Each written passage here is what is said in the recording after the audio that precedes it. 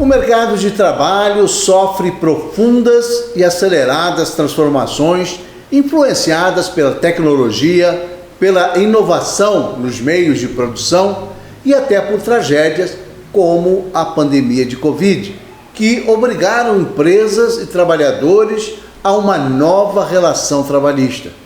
Nossa República conversa essa semana com o sindicalista Ricardo Patá, presidente nacional da União Geral dos Trabalhadores, a UGT, que representa dezenas de categorias profissionais e 12 milhões de trabalhadores em todo o país. Doutor Ricardo Patá, uma honra recebê-lo aqui para esse bate-papo importante sobre as relações trabalhistas neste momento histórico aí que está vivendo o nosso país. Seja muito bem-vindo. Muito obrigado, Mauro. É um prazer em dialogar com esse tema tão cativante, né? E tão pertinente num momento pós-reforma, pós-pandemia e pós-resultado de eleições. Muito interessante, é um tema com certeza muito central para o Brasil atual. É verdade. Eu queria começar o nosso bate-papo falando um pouquinho sobre a UGT, a União Geral dos Trabalhadores, porque é uma central sindical importante, mas apesar disso, não é tão popular, tão conhecida, um nome tão conhecido quanto outras sindicais que atuaram no passado. Até porque ela é recente, ela é de 2007, não é isso, doutor Patá? Eu vou relatar rapidamente, porque é uma história interessante. A UGT nasceu em 2007 com alguns objetivos. O primeiro é da unidade, da união.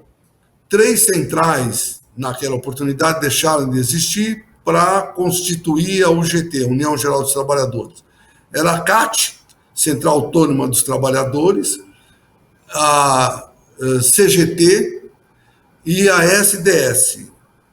E eu, na oportunidade, inclusive estava numa outra central, eu era tesoureiro nacional da Força Sindical, mas aí eu fui chamado para construir um projeto que era para dar voz aos miseráveis do Vitor Hugo, como costumo dizer, porque a representação maciça da UGT é a base da pirâmide. São comerciários, padeiros, motoboys, motoristas de ônibus, construção, tem várias categorias, asseio e conservação especial, que as pessoas que cuidam da limpeza das nossas cidades, muitas dessas categorias que não tinham muita voz. E a construção da UGT foi exatamente com essas bandeiras esfarrapadas, mas com a unidade, nós constituímos uma central sindical com essa característica, principalmente já no nosso país, onde a questão de comércio e serviços tem uma preponderância em outras atividades, né? Outrora metalúrgicos e outras atividades, hoje comércio e serviço, do ponto de vista de números, não existe comparação. Então, o GT, inclusive, que começou com apenas 180 sindicatos, hoje tem mais de 1.300 e tem uma representação de 12 milhões de trabalhadores. E na área de comércio e serviços, sem sombra de dúvida nenhuma, é a maior central do nosso país, maior que a própria CUT, não é? E hoje, considerando a CUT com os servidores públicos e outras atividades importantes, ela é a maior central do nosso país, não há dúvida, e nós somos hoje a segunda maior central do país em representação, em dimensão, por conta exatamente do nosso perfil. Então, nascemos com esse sentido, primeiro, da unidade, unificar. O outro sentido é da cidadania, é buscar alternativas, da inclusão social, e muitos dos nossos temas são temas hoje muito pertinentes, como principalmente com o advindo dos aplicativos, potencializado com a pandemia, a quarta revolução industrial, e a maior parte deles estão dentro da UGT. Então, nós estamos construindo um novo modelo do movimento sindical, baseado na nossa realidade, que é uma realidade um pouco distinta de outras centrais. Então, somos uma central nova, não é, como você mesmo disse, talvez não tenha um nome tão conhecido como outras, mas passou a ter muita relevância nos debates que nós participamos em vários locais, e principalmente na última campanha política, com certeza a central sindical que mais teve visibilidade foi a UGT. Eu gostaria de lhe perguntar, doutor Ricardo, ainda falando sobre essa composição da UGT, o senhor citou aí várias categorias profissionais que estão aí, eu tenho até uma lista aqui que está lá no site da UGT, que contempla comerciários, trabalhadores da área de comunicação, tecnologia de informação, enfim, uma gama enorme de categorias, né, que estão inseridas aí no trabalho desenvolvido pela União Geral dos Trabalhadores, o trabalho sindical. De que forma, o senhor falou que são mais de 1.300 sindicatos, não é isso? Que estão inseridos aí, unidos em torno da UGT e representando todas essas categorias. Não são, sob o ponto de vista dos interesses de cada uma dessas categorias, não são muitas categorias com interesses diferentes, peculiares, para serem tratados por uma única representação nacional? Não, pelo contrário. Por mais diversos e até bases complexas e distintas, o objetivo, na realidade, principal nosso é a inclusão, é a capacitação, é a formação, é buscar alternativas de que nós possamos ter uma negociação coletiva melhorada. Então, nós temos, nos últimos anos, nós tivemos, por conta da reforma sindical, muita dificuldade em dar continuidade aos projetos que nós iniciamos em 2007. Uma das tarefas foi fazer um link com o mundo acadêmico. Para você ter uma ideia, o primeiro grande evento que nós fizemos da UGT, em 2008, foi numa universidade aqui em São Paulo, FAAP. Até foi difícil no primeiro momento, porque o reitor, os diretores, imaginavam, até perguntaram, mas os trabalhadores vão aqui, não vão quebrar as carteiras dos alunos? Quer dizer, tinha uma ideia totalmente distinta da realidade, né, e da capacidade dos trabalhadores de estarem desenvolvendo as suas ações dentro de uma universidade. Foi tão boa e tão importante que até depois nos convidaram para fazer uma outra.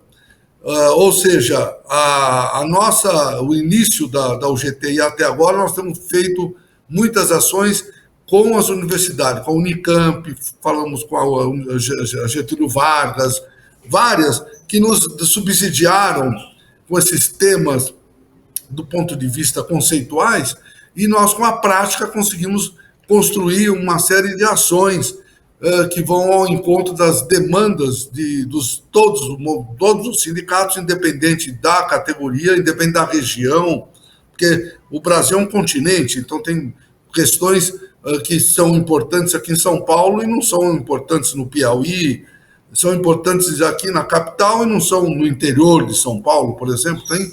Com toda essa gama de complexidade, nós conseguimos construir uma rede de ações e atividades, principalmente com a nossa Secretaria de Organização Política, desenvolvendo muitos temas de interesse das categorias e das regiões. Então, o conceito principal da cidadania, da inclusão, da capacitação, da compreensão política, independente da origem, ela é muito atual e muito demandada. Então, não há, vamos dizer, divergências conceituais dos nossos programas e das nossas ações que desenvolvemos.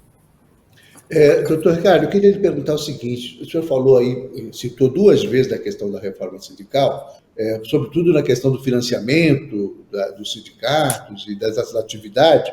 De que maneira o senhor encara a reforma sindical que houve, como é que ela se coloca hoje? Quer dizer, ela continua trazendo dificuldades ou as dificuldades já foram superadas, já se encontrou um outro caminho para financiar e bancar essas atividades? Bom, é importante também dizer que a UGT é uma entidade reformista. Nós sempre fomos e focamos as nossas ações para reformas.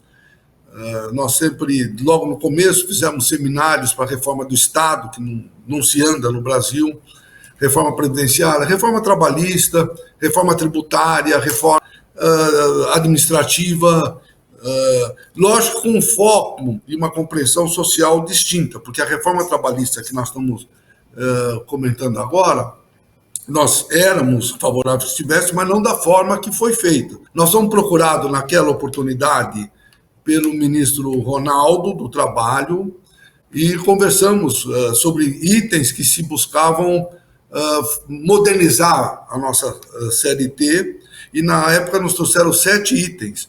E a UGT foi favorável a esses itens, inclusive um deles, sempre fomos favoráveis, que é o negociado sobre legislado, que era uma questão que algumas centrais não aceitavam. A UGT, logo de cara, o negociado sobre legislado é o instrumento mais poderoso, porque o movimento sindical é para negociar, é para dialogar, então nós não podemos nos furtar a isso. Só que essa reforma de 7 itens passou para mais de 120 itens e nós não fomos ouvidos. Teve aquelas audiências públicas para inglês ver. O Rogério Marinho, né? O ministro era o Ronaldo e o deputado Rogério Marinho, ele estava com uma linha que era como se ele fosse preposto de empresas, sem querer denegrir, porque agora hoje ele é até senador, mas ele com certeza, se puser a mão na consciência, ele vai valorizar o que eu estou comentando, e fez aí uma agenda empresarial extraordinária, né, para desfigurar a CLT e impedir que houvesse qualquer maneira de custeio.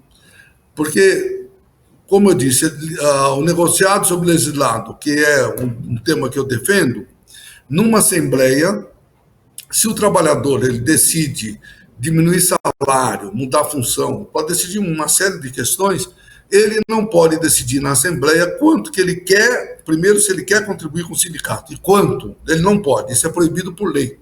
Então foi feito com um foco de diminuir a capacidade do movimento sindical ativar suas funções no nosso querido continente, na nossa terra Brasil. E mais, acabando o governo Temer, entrando o Bolsonaro, esse veio mais ainda focado em exterminar o movimento sindical. Começou com medidas provisórias como a 873, na véspera do Carnaval, impedindo que o sócio do sindicato tivesse o desconto em folha de pagamento, por exemplo. E outras, a medida provisória 905, 1045, a tal da carteira verde e amarela. Ou seja, foi uma sequência, esse governo Bolsonaro foi uma sequência do governo Temer com uma piora, exterminar o movimento sindical. As pessoas não se apercebem que em toda democracia, que assim se pode chamar, o pilar fundamental e importante que ajuda a essa consagração tão relevante é o movimento sindical. Qualquer país do mundo, principalmente nos países nórdicos ou vários países europeus, tem no movimento sindical um pilar fundamental da valorização que é importante para a cidadania. Então, a reforma sindical ela veio muito mais forte do que se imaginava na construção com o movimento sindical que nós estávamos ajudando. Então, foi totalmente desfigurado e, com certeza, tentou sufocar o movimento sindical. O movimento sindical, a pergunta que você comentou, superou?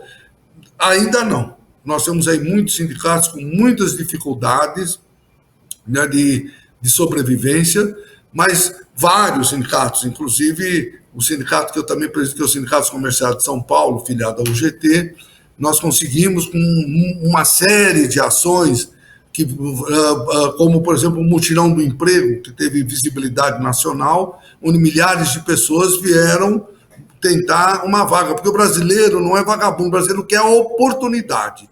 E nós conseguimos um instrumento poderoso aqui em São Paulo, fizemos em algumas outras regiões do Brasil, conseguindo em cada um dos mutirões 10, 12 mil vagas, que aí teve um outro problema, que é a qualificação profissional, mas aí falamos logo em seguida. Então, Ricardo, o senhor falava aí sobre a questão da qualificação profissional, que é um desafio, sobretudo um desafio em razão das profundas transformações que o mercado de trabalho vem sofrendo, né? Com a extinção de muitas profissões, com o surgimento de novas profissões, enfim, como que a Central Sindical está trabalhando isso, está promovendo essa requalificação dos profissionais para enfrentar esse desafio. Bom, esse talvez seja um dos temas mais relevantes que a UGT tem enfrentado e tem sido protagonista.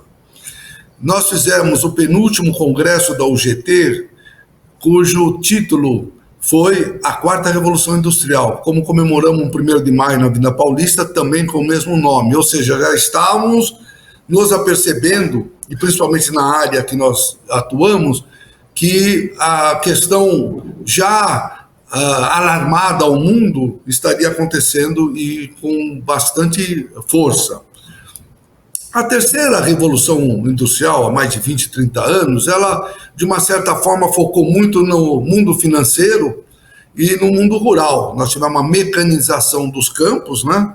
E nós tivemos uma diminuição enorme de postos de trabalho na área financeira. Tinha 1 milhão de trabalhadores nessa área há 30 anos atrás, caiu para 400 mil logo após a terceira revolução industrial. A quarta revolução industrial, ela já veio não só nessas duas áreas, mas em todas as áreas. Não há dúvida que nós não podemos ir contra a tecnologia. E eu sou um fervoroso amante de qualquer leitura e qualquer tema relativo a essa questão. Eu sou do tempo dos desenhos dos Jacksons, não sei se você também era, que a gente via quando criança e sonhava.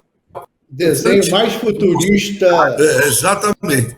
E também leitura como a Aldous Huxley, que eu adorava, O Mundo Novo, ou George Orwell, 1984, e assim por diante. E esse mundo chegou. E a pandemia, na realidade, ela potencializou, mas demais. E chegou de tal forma que não tem volta.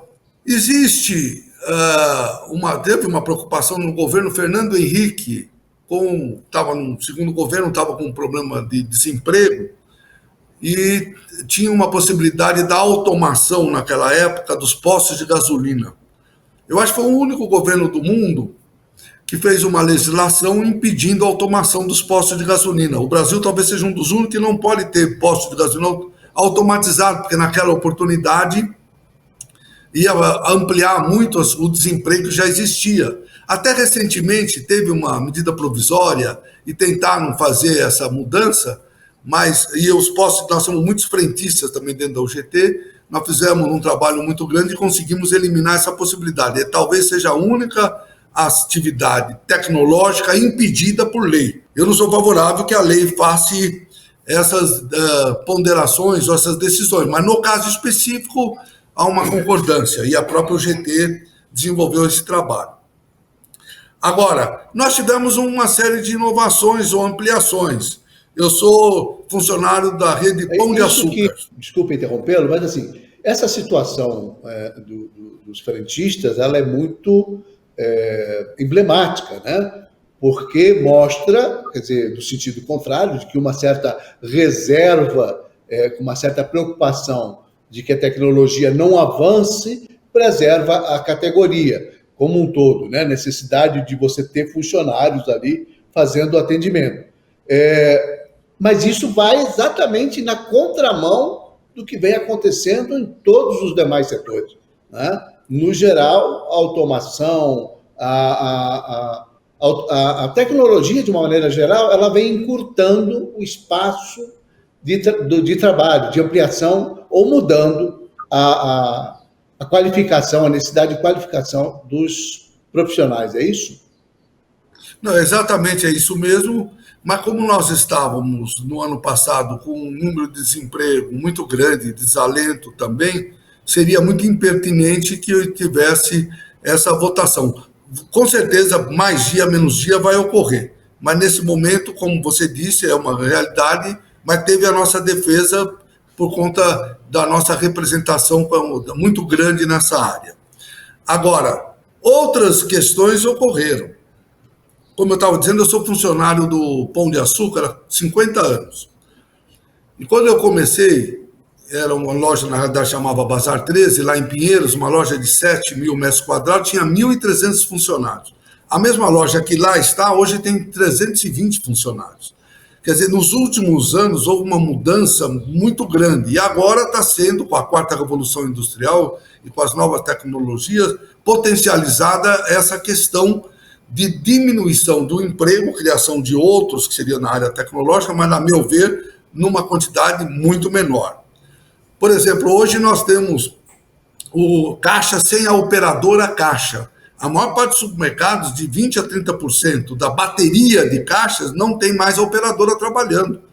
E a quantidade dessa função, só na cidade de São Paulo, chega a 50 mil pessoas. Então, logo, logo, não vão ter mais 50 mil postos de trabalho nessa área. Aí nós temos o e-commerce. O e-commerce, com relação a algumas empresas, chega a 60% da sua receita. É uma mudança muito grande, e as lojas físicas, que normalmente traz uma quantidade de funcionários maiores, vão diminuir por conta das vendas que não são mais físicas, são por e-commerce. Nós temos teletrabalho, nós temos home office, nós temos os aplicativos, não é? E os aplicativos, para você ter uma ideia, os nossos queridos motoboys na cidade de São Paulo são da UGT, eram 250 mil há alguns anos atrás, hoje passa de 500 mil. E é uma preocupação nossa, porque nós temos preocupação com a saúde do trabalhador. Não é regrado, é uma questão que ainda não é pacificada na nossa justiça. Tem juízes que entendem que é necessária a formalização, tem juízes que entendem que não. Então tem um debate, que enquanto não acontece uma decisão, vamos dizer, pacificada do ponto de vista da compreensão jurídica, quantas pessoas morrem, quantas pessoas são ceifadas, são normalmente jovens, né, da vida por conta exatamente de ter algumas regras desse de ter. Por isso, nós estamos constituindo, né, tem um grupo de trabalho importante dentro da UGT, já conversamos tanto com o Judiciário, com o Ministério Público, com o próprio governo federal, na Secretaria da Presidência, que estava focado com isso, no próprio Ministério do Trabalho. Hoje, o trabalho precário, na minha compreensão, é visto por esses trabalhadores motoboys, que às vezes eles vão com uma moto com pneu já quase furando, com motos em péssimas condições, para ganhar valores pequenos, se submetem a cada situação e colocando a vida deles e a nossa vida em risco. Então, a tecnologia veio para ficar. Muitas das questões que na pandemia, como foi a questão do home office, e principalmente nas grandes empresas, elas tiveram uma mudança importante, e com o fim da pandemia, com a diminuição, o home office continua, talvez um pouco menos como estava na pandemia, mas continua. Muitas empresas, as pessoas estão trabalhando ou de forma híbrida ou estão trabalhando na sua casa. Então, as mudanças ocorreram muito. E aí, preocupações do movimento sindical e da UGT, que é com a saúde do trabalhador, no caso do home office. Eu, na pandemia, fiz mais de 1.000 lives ou palestras, mais de 1.000. Era uma loucura. Só que na minha casa, onde eu estava fazendo, não tinha uma cadeira adequada, iluminação, a internet às vezes falhava. Então, todas essas questões passam a ser demandadas pelo movimento sindical. Incorporam a discussão, né? Isso, porque nós não vamos impedir que haja isso, mas nós vamos trazer algumas sugestões para que cuide da saúde, como é que fica a alimentação do trabalhador, que tinha o vale-refeição e outras coisas mais, né? Eu ia lhe perguntar isso, porque, assim, qual que é o posicionamento da Central Sindical com relação a essas mudanças todas? O senhor citou aí a questão dos motoboys, que ao mesmo tempo... Aliás, eu acho que é uma das poucas profissões atuais que, embora afetadas de alguma maneira pelos aplicativos, ela se expande, né? Ela tem um ganho porque tem questões materiais que precisam ser físicas, né, transportadas de uma maneira física, e que eles acabam cumprindo uma função bastante importante. E que falta regulamentar, obviamente, do ponto de vista da CLT, de como é que isso vai funcionar. Questões como a dos motoboys, eu estou dando esse exemplo porque eu acho que é um exemplo bem emblemático também. De que maneira a atuação das centrais sindicais em relação à questão jurídica, em relação a uma legislação específica dentro da CLT, para poder preservar esses trabalhadores, preservar direitos, claro, saúde, como o senhor bem enfatizou, de que maneira se pensa em trabalhar isso e garantir isso. Depois a gente volta à questão das outras profissões que são muito interessantes. Bom, no caso dos motoboys, das plataformas, né,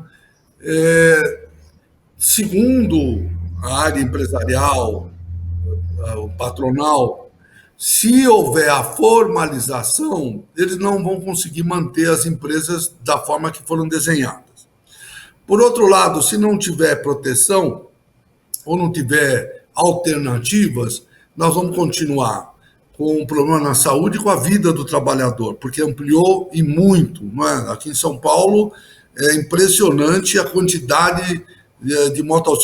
Provavelmente nós só perdemos para os países asiáticos, né? A Vietnã, a China, a Índia, né? São países que têm lá uma quantidade muito maior. Mas fora esse, talvez o Brasil seja quarto ou quinto país do mundo em quantidade de trabalhadores nessas atividades. E há uma certa insegurança. Como eu disse, tem algumas decisões jurídicas que mandam formalizar, outras que não mandam, e nós estamos nesse limbo jurídico e com preocupações com aqueles temas que nós estamos enfatizando.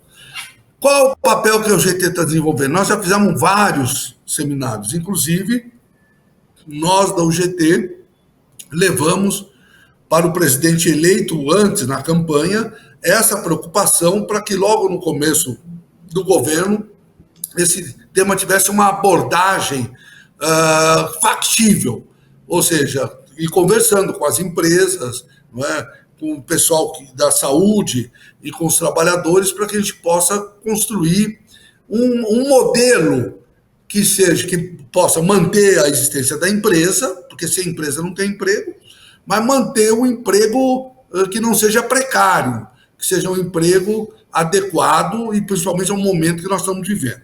No passado, na época da presidente Dilma, inclusive, a UGT que conseguiu, nós regulamentamos essa função, né? Teve vários projetos e dando até qualificação com o CODEFAT, um fundo que serve para fomentar a qualificação dos trabalhadores, a proteção das motos, uma série de cuidados nós conseguimos naquela oportunidade.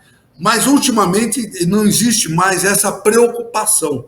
Não é? Não existe preocupação com a seguridade. Se a pessoa ela está trabalhando, não é formalizada, mas e aí como é que vai ser? Ela vai se aposentar um dia? Então, a questão da seguridade passou a ser importante, a questão da segurança, o seguro de vida, o seguro da moto, uma série de questões. Nós iniciamos um processo de conversar com as próprias empresas. Nós tivemos muitas reuniões e iniciou um processo, enquanto o debate jurídico continua, mas que pelo menos nesse momento as preocupações mais relevantes elas sejam debatidas. E nós temos feito isso de forma sistemática e temos dado alguns passos importantes. Já aumentou, inclusive, o valor das corridas, que era um valor absurdo de pequeno, não é? E fazia as pessoas se desdobrarem e colocarem mais em risco a vida deles, né, e das pessoas. E isso nós conseguimos. Então, está havendo um debate, não de agora, de uns 2, 3 anos para cá, e nós temos reuniões sistemáticas, tanto com o sindicato dos trabalhadores, os motoboys, quanto as principais empresas que contratam os serviços dos motoboys. De que maneira a Central Sindical se posiciona em relação, por exemplo, à CLT, que dá garantias de uma maneira geral aos trabalhadores e que, por outro lado, traz encargos sociais que são muito reclamados pela parte patronal.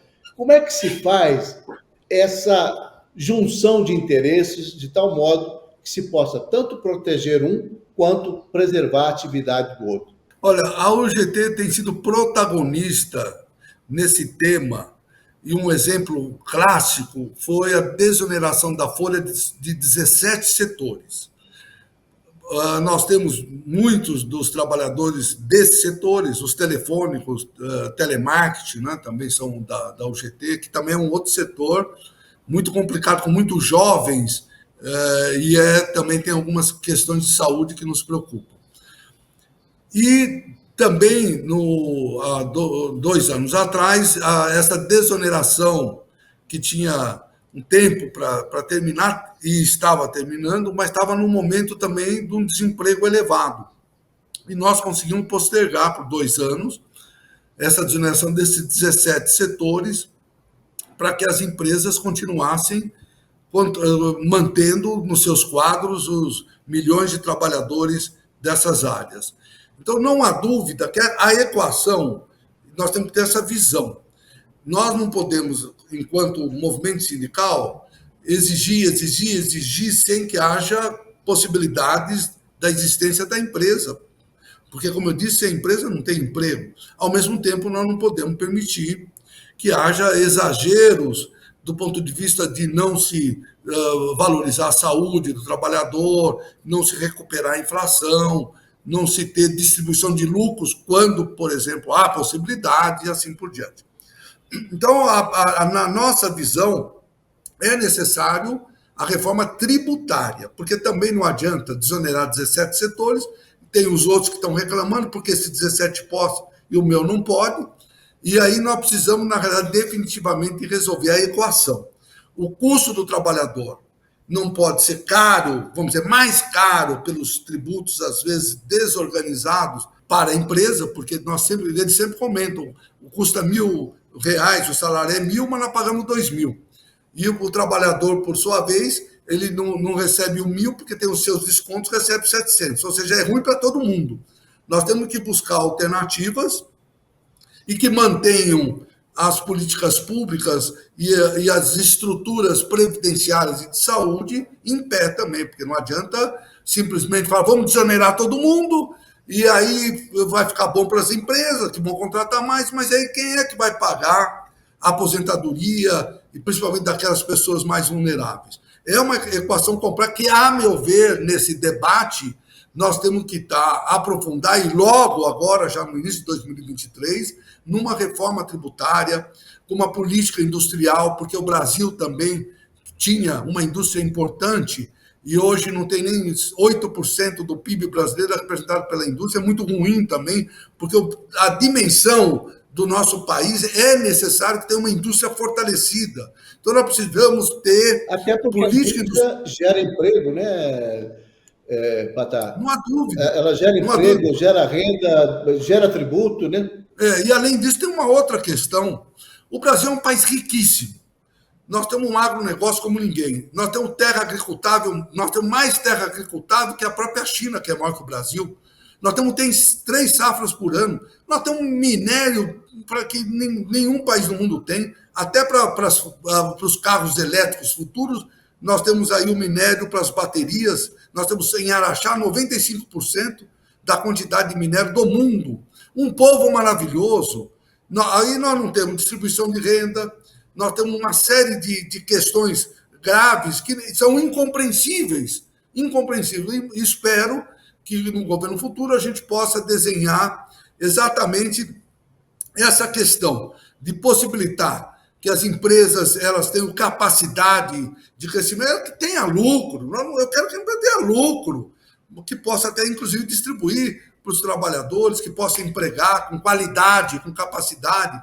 Porque a questão da tecnologia, e colocando com esse tema, tem algumas complexidades. Por exemplo, a operadora de caixa, que está sendo diminuída por causa do caixa sem operadora, é hoje uma operadora de computador. Quando nós fizemos um mutirão de emprego, nós tínhamos 2, 3 mil vagas, nós não conseguimos preencher metade, porque as pessoas não tinham o curso de qualificação adequado, que é o trabalho que a UGT desenvolve muito. Então, nós precisamos ter em mente uma reforma tributária que possa organizar as nossas economias, que possa diminuir a evasão, que as pessoas todas que contribuam possam contribuir, mesmo que todo mundo contribua, que não custe tão mais caro para a empresa a mão de obra e que o trabalhador receba também valores adequados para a sobrevivência, porque, como disse, a nossa distribuição de renda é péssima e os nossos salários são muito aquém do que deveriam ser pela nossa capacidade de um país continental. A minha visão,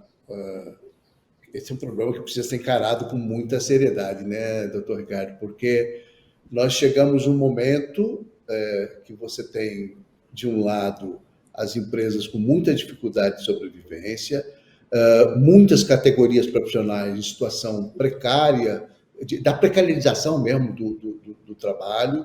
Nós estamos dando um enxugamento desse mercado de trabalho em alguns setores muito forte e não se tem uma política de realocação desse trabalhador, né? O senhor citou aí a questão dos comerciários, por exemplo, que acabam perdendo postos em razão do comércio eletrônico, né? E é uma tendência que não tem volta. As pessoas cada vez mais compram pela internet.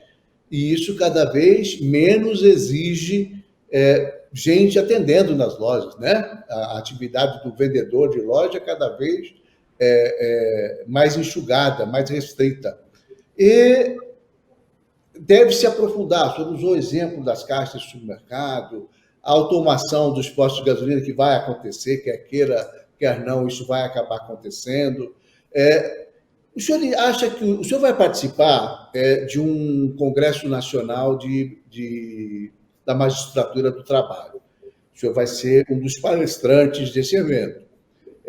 O senhor acha que é possível mobilizar o judiciário nessa discussão também, estabelecer um outro caminho, um outro projeto que possa garantir uma certa equidade aí, um certo equilíbrio nessas novas relações e a preocupação principalmente na qualificação dos trabalhadores para novos trabalhos, para novos empregos que vão surgir?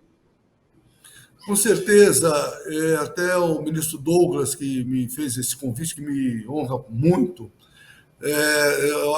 os temas desse congresso são muito pertinentes, inclusive o tema que eu vou abordar, eu acho muito interessante, que é a arte de negociar no cenário que nós estamos vivendo, com tantas questões que nós já passamos e vamos passar, como negociar e como equilibrar, ou seja, mantendo as empresas, isso não há dúvida, mas mantendo empregos que sejam empregos decentes, né? Um trabalho decente, adequado, que permitam... A nossa visão é que deveria ter uma até diminuição da jornada de trabalho, mas com uma exigência dessa diminuição da qualificação profissional diante desse mundo que vai cada vez mudar mais, mas muito mais, não é? As mudanças foram ampliadas nesse período, mas com certeza, daqui a pouco nós vamos ter um chip aqui na nossa cabeça e vai estar tudo aqui armazenado. Tem aqueles filmes Matrix, entre outros filmes, que eles vão ser realidade. E nós precisamos nos adaptar, porque também uma economia não pode viver de máquinas, ela tem que viver do ser humano para o ser humano. Então, aliás, o ser humano tem que ser o objetivo de tudo, não? Eu ia lhe perguntar exatamente isso, quer dizer, até que ponto o exemplo dos frentistas de posto, quer dizer, da medida que assegurou o trabalho para essa categoria, não deve ser priorizado no sentido, não no sentido de evitar o progresso, de evitar a evolução tecnológica, mas no sentido de dar um mínimo de preservação, porque, afinal, se o ser humano não for o objetivo das coisas, não há o menor sentido. Está errado? Não há dúvida. Está correto, esse é um exemplo até emblemático, e nós precisamos, então, buscar... Eu participo de um conselho federal chamado Rota 2030. Essa Rota 2030 está debatendo as mudanças que vão ocorrer até 2030, principalmente nas mudanças dos motores a combustão por motores elétricos. Essa mudança ela vai ser muito importante, já está acontecendo em vários países do mundo. O Brasil talvez até demore um pouquinho mais, mas tem países, na Suécia, a Volvo, por exemplo, praticamente não faz mais carro a combustão. Já não faz. Então, 2030, com certeza, a maior parte das fábricas daquele continente não terão mais o carro a combustão. Poderão ter híbrido, mas a maior parte é elétrico, coisa que deverá ocorrer no Brasil. Mas quais as consequências? Tem muitas delas.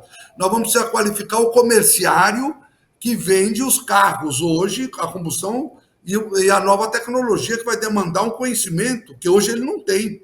Os próprios frentistas, será que os postos de gasolina, ao invés de combustível, vão também vender energia? E principalmente os ferramenteiros das montadoras, que não vão mais colocar milhares de peças no automóveis, porque com carro a bateria, acredite se quiser, só tem 200 peças. E a consequência também vai estar na indústria de peças, no comércio de peças, ou seja, está se promovendo uma grande uma geração de desemprego, ampliação do desemprego de uma forma extraordinária, né? Então, nós precisamos pensar, muito bem, vai acontecer, nós já sabemos que vai acontecer isso. Então, pessoal, vai acontecer isso, então nós precisamos buscar alternativas para que essas pessoas, aos milhões, vão sair dos empregos atuais e vão ter que buscar alternativas em outros empregos que não geram a nova tecnologia. Por exemplo, aquele pessoal da TI, são altamente qualificados, altamente remunerados, mas não, a quantidade que sai de pessoas da área física, de loja, não é a mesma que se contrata para as pessoas de TI. Então, nós precisamos ter essa compreensão. E com certeza absoluta, esse que você me perguntou, esse debate nesse cenário, e principalmente com o judiciário, que estará lá numa quantidade importante de juízes, advogados, Ministério Público, poderão, no debate, iniciar um processo de também estar dentro da possibilidade de construir esse adorável novo mundo que está por vir. Ricardo Patá, eu quero agradecer muitíssimo a sua presença e essa discussão sobre o homem ser o centro o objetivo das coisas, eu acho que é importante que a gente tenha. A própria questão do carro elétrico, o senhor colocou aí de uma forma muito clara, mostra que vai promover no mundo, se não houver, além da questão ambiental, porque a energia tem custo para produzir, né? A energia elétrica também tem uma demanda ambiental grande, né? Então não é uma substituição como se fosse, por exemplo, o álcool. O álcool brasileiro gera emprego, é ambientalmente correto, né? Sustentável, enfim. Então é preciso ter uma discussão grande aqui no país, os trabalhadores, os sindicatos. O senhor está de parabéns aí pela condução da UGT. Muito obrigado, Mauro. Foi um prazer em ter esse diálogo com você e com todos aqueles que estão nos vendo. E tenho expectativa de que em Foz do Iguaçu, com vários temas que lá serão abordados, nós podemos iniciar e sinalizar o mundo que queremos, um mundo de distribuição de renda, de inclusão social, de cidadania, de respeito às pessoas. É o mundo que sonhamos. Eu imagino que 2023 já vai começar diferente. Muito obrigado. Nós ficamos por aqui e até a próxima semana. Um grande abraço a todos.